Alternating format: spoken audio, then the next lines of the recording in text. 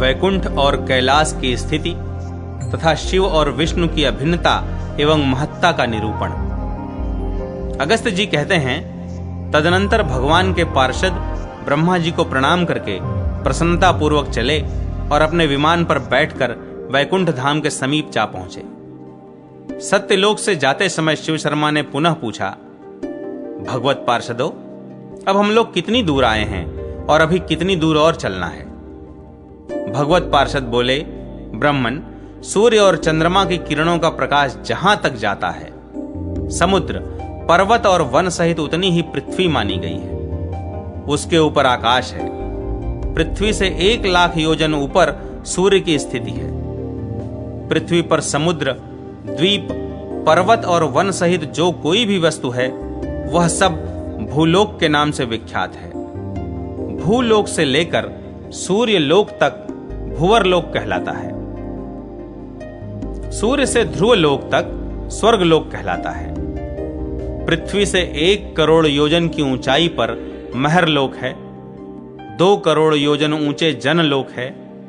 4 करोड़ योजन की ऊंचाई पर तपोलोक और पृथ्वी से 8 करोड़ योजन ऊंचे सत्यलोक बताया गया है।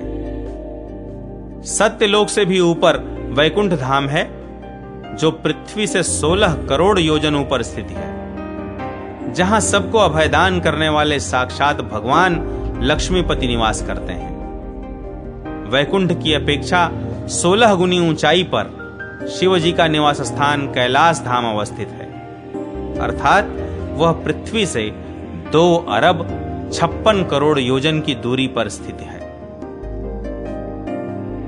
जहां गिरिराज नंदिनी उमा, गणेश जी, कार्तिकेय जी तथा नंदी आदि के साथ कल्याण स्वरूप भगवान विश्वनाथ विराजमान है। लीला स्वरूप धारण करने वाले उन भगवान का यह सब दृश्य प्रपंच खेल मात्र है। वे संपूर्ण विश्व के स्वामी रूप से विख्यात हैं और यह समस्त जगत उनकी आज्ञा का पालक है। श्रुतियों में साकार, निराकार, सर्वव्यापी, नित्य, सत्य एवं द्वैत रहित कहकर जिस परब्रह्म का प्रतिपादन किया गया है, वे ही भगवान शिव हैं। वे समस्त कारणों से परे एवं परात्पर हैं। उन्हीं के विषय में श्रुतियां कहती हैं कि ब्रह्म का स्वरूप परमानंदमय है। उन भगवान शिव को वेद भी नहीं जानते। वाणी मन के साथ उन तक न पहुंचकर लौट आती है। वे अपने आप द्वारा ही जानने योग्य हैं, परम ज्योति स्वरूप हैं और सबके हृदय में अंतर्यामी स्वरूप से स्थित हैं। योगी पुरुष समाधि में उनका साक्षात्कार करते हैं। वे वाणी द्वारा अनिर्वचनीय हैं। माया से अनेक रूप धारण करके वास्तव में रूप रहित हैं। वे अनंत हैं, अंतक स्वरूप हैं, सर्वज्ञ एवं कर्म शून्य हैं। उनका ऐश्वर्यमय स्वरूप इस प्रकार है। वे अर्धचंद्र का मुकुट धारण करते हैं। उनका कंठ तमाल के समान श्याम वर्ण है। ललाट में ज्योतिर्मय नेत्र प्रकाशित होता है। उनके शरीर का वामार्ध भाग नारी के रूप में सुशोभित होता है। वे अपने हाथों में शेष नाग का भुजबंद पहनते हैं। गंगा जी की तरंगों के संसर्ग से उनकी जटा का तटप्रांत सदा धुलता रहता है। उनका अंग विभूति समूह से उज्जवल प्रतीत होता है।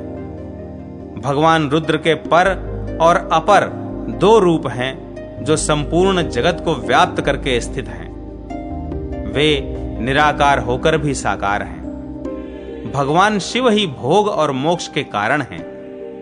जैसे शिव हैं वैसे विष्णु हैं, जैसे विष्णु हैं वैसे शिव हैं। शिव और विष्णु में तनिक भी अंतर नहीं है। भगवान विष्णु शारंग धनुष एवं कौमोद की गदा धारण करके संपूर्ण त्रिलोकी का शासन करते हैं और साधु पुरुषों की रक्षा के लिए दानवों का विनाश करते हैं। शिव शर्मन, अब तुम भगवान विष्णु के लोक में निवास करो। अगस्त्य जी कहते हैं, प्रिय लोपामुद्रे, इस प्रकार शिव शर्मा ब्राह्मण मोक्ष पद को प्राप्त हुए। जो इस पुण्य में उपाख्यान को सुनता है वह सब पापों से मुक्त हो उत्तम ज्ञान को प्राप्त होता है। अगस्त्य जी का श्री शैल पर कार्तिकेय जी की सेवा में जाना और उनके मुख से काशी की महिमा श्रवण करना। व्यास जी कहते हैं, सूत, इस प्रकार काशी की महिमा सुनाते हुए अगस्त्य जी ने अपनी पत्नी के साथ श्री पर्वत की परिक्रमा करने के पश्चात कार्तिकेय जी के सुंदर एवं विशाल वन को देखा। वहां लोहित नाम का पर्वत है।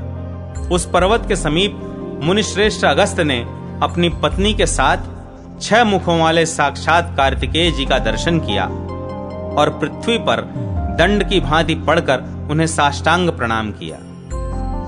तत्पश्चात हाथ जोड़कर वैदिक सूक्तों तथा अपने बनाए हुए स्तोत्र द्वारा उनकी स्तुति की। स्तुति के पश्चात नमो नमः कहते हुए कार्तिकेय जी की 2-3 बार परिक्रमा करके उनके द्वारा बैठने की आज्ञा मिलने पर वे उनके सामने बैठे। तब कार्तिकेय जी ने कहा, देवताओं के मुख्य सहायक मुनिवर अगस्त्य जी, कुशल तो है ना? आप यहां आए हैं यह मुझे मालूम हो गया था। विंध्याचल पर्वत ऊंचा उठ गया था, इसका भी मुझे पता है। वास्तव में कुशल तो अविमुक्त नामक महाक्षेत्र में ही है, जो भगवान त्रिलोचन द्वारा सुरक्षित है और जहां साक्षात भगवान शिव मरे हुए प्राणियों को मोक्ष दान करते हैं। भूलोक, भुवरलोक तथा स्वरलोक में अथवा पाताल में या महरलोक आदि ऊपर के लोकों में भी मैंने वैसा उत्तम क्षेत्र कहीं नहीं देखा है। मुने, यद्यपि मैं अकेला ही सर्वत्र विचरता रहता हूं, तथापि काशी क्षेत्र की प्राप्ति के लिए यहां तपस्या करता हूं, किंतु आज तक मेरा मनोरथ सफल नहीं हुआ। पुण्य, दान, जप, तप तथा नाना प्रकार के यज्ञों द्वारा काशी क्षेत्र मिलने वाला नहीं है। उसकी प्राप्ति तो केवल श्री महादेव जी के अनुग्रह से होती है। अत्यंत दुर्लभ काशीपुरी का निवास केवल ईश्वर के अनुग्रह से ही सुलभ है। शरीर प्रतिदिन बूढ़ा होता जाता है, इंद्रियां जरा जर्जर हो रही हैं और आयु रूपी मृग को मृत्यु रूपी शिकारी अपना निशाना बनाना ही चाहता है। ऐसी दशा में संपत्ति को विपत्ति जानकर और आयु को विद्युत के समान चपल मानकर मनुष्य काशीपुरी का भली भांति सेवन करे। जब तक जीवन का अंत न हो जाए तब तक काशी न छोड़े। अहो, बुढ़ापा निकट आ गया है, रोग अत्यंत पीड़ा दे रहे हैं, तथापि नाना प्रकार की चेष्टाओं में लगा हुआ देहधारी जीव काशी का सेवन करना नहीं चाहता। अर्थोपार्जन का उपाय किए बिना भी धन प्राप्त हो सकता है, यह एक निश्चित बात है। अतः धन की चिंता छोड़कर एकमात्र धर्म की शरण ले। धर्म से स्वर्ग भी सुलभ है, परंतु एक काशीपुरी अत्यंत दुर्लभ है। पाशुपत योग मोक्ष का साधन है। प्रयाग में गंगा यमुना के संगम का सेवन भी मुक्तिप्रद है, तथा उससे भी बढ़कर अविमुक्त क्षेत्र है जो अनायास मोक्ष देने वाला है। प्रतिदिन अविच्छिन्न रूप से वेदों का पाठ, मंत्रों का जप, अग्निहोत्र, दान, अनेक प्रकार के यज्ञ, देवताओं की उपासना, त्रिरात्र अथवा पंचरात्र आदि आगमोक्त विधि से आराधना, सांख्य, योग और श्री विष्णु की आराधना, ये सभी श्रेष्ठ कर्म मोक्ष के साधन बताए गए हैं। अयोध्या, मथुरा आदि पुरियां भी मरे हुए जीवों को मोक्ष देने वाली बताई गई हैं। ये सभी कैवल्य मोक्ष के साधन हैं, इसमें संदेह नहीं। अन्य तीर्थ काशी की प्राप्ति कराते हैं और काशी को प्राप्त होकर मनुष्य मुक्त हो जाता है। इसीलिए वह पवित्र क्षेत्र इस ब्रह्मांड मंडल में भगवान विश्वनाथ को सदा प्रिय है। सुव्रत, मैं तो काशी से आने वाली वायु का भी स्पर्श चाहता हूं। तुम तो साक्षात काशी में रहकर आए हो। जो जितेंद्रिय होकर 3 रात में भी काशी में निवास करते हैं, उनकी चरण धूलि का स्पर्श अवश्य ही पवित्र कर देता है। तुम तो वहां के निवासी ही थे, अतः तुम्हारे लिए क्या कहना है। यूं कहकर कार्तिकेय जी ने अगस्त्य मुनि के सब अंगों का स्पर्श किया और ऐसा करके उन्होंने अमृत के सरोवर में स्नान करने का सुख पाया। तत्पश्चात जय विश्वनाथ ऐसा कहकर उन्होंने अपने दोनों नेत्र बंद कर लिए और एक क्षण तक भगवान शिव के अनिर्वचनीय स्वरूप का ध्यान किया। ध्यान से निवृत्त होने पर उनसे अगस्त्य जी ने पूछा, स्वामिन, आप मुझसे काशी की महिमा कहिए, वह क्षेत्र मुझे बहुत प्रिय है। स्कंद बोले, अगस्त्य जी, काशी क्षेत्र इस लोक में अत्यंत गोपनीय बताया गया है।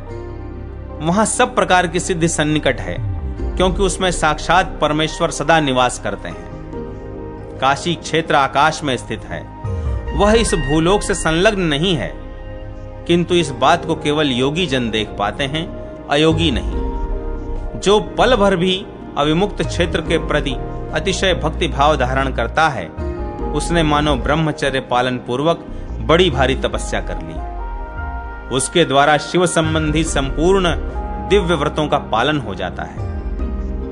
जो 1 वर्ष तक काशी में क्रोध को जीतकर इंद्रिय संयम पूर्वक रहता है, दूसरे के धन से अपने शरीर का पोषण न करके पराये अन्न का परित्याग करता है, पर निंदा से बचता है और प्रतिदिन कुछ न कुछ दान करता रहता है, उसने पूर्व जन्म में सहस्त्रों वर्षों तक बड़ी भारी तपस्या की है, ऐसा मानना चाहिए।